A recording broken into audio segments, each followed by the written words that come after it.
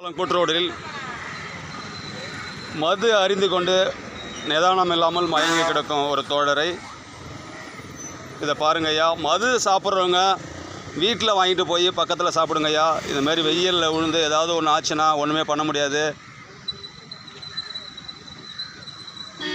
அப்படியாப்பட்ட ஒரு போதையா ஐயா.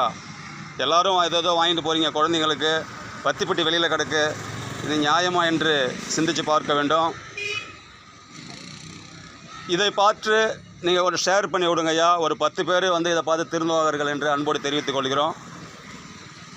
ஐயா என்ன ஊர் போகிறீங்க ஐயா? அண்ணா இது மாதிரி நீங்கள் விழுந்து கிடந்தீங்கன்னா உங்களுடைய பணம், மோதிரம், நகை, நட்டு என்னென்னலாம் நீங்கள் போட்டுருவீங்களோ எல்லாத்தையும் இழந்துருவீங்க. தன்மானம் போயிடும். அதனால தான் ஐயா இந்த மாதிரி சரக்கு சாப்பிட்டுட்டு இப்படி விழாதீங்க என்பதை அன்போடு தெரிவித்துக் கொள்கிறோம். இனி வரும் காலங்களில் இதுமாரி குடிச்சிட்டு ரோட்டில் விழாதீங்க ஐயா. இதனால் பாதிப்பு உங்கள் குடும்பத்துக்கு மட்டும் இல்லாமல் உயிர் சேதம் ஆச்சுன்னா அரசுக்கும் ஏற்படும் என்பதை அன்போடு தெரிவித்துக் கொள்கிறோம். அண்ணன் செத்துறோன்னு சொல்லி வராரு. மது அருந்தி விட்டு எந்திரிக்கவே மாட்டேன்ட்டார். ஒரு போதையில் கிடந்தார், பசியில் இருக்கார். நம்ம ஏதாவது குடிச்சிட்டு கிடக்கிறான்னு சொல்லிட்டு நம்ம விட்டுட்டு போயிடுறோம். ஏதோ ஒரு மன கஷ்டத்தில் குடிக்கிறவனா இருப்பாப்புல, ஏதோ ஒரு சூழ்நிலையாக இருக்கும், சாப்பிடணும். அதனால் வந்து நம்ம இது சமூக சேவையாக எடுத்துக்கணுமே தவிர அவன் என்ன திமுறை குடிச்சிட்டு கிடக்கிறான்னு விட்டுறக்கூடாது அப்படின்னு நம்ம அன்போடு எல்லாரையும் கேட்குறோம் ஐயா.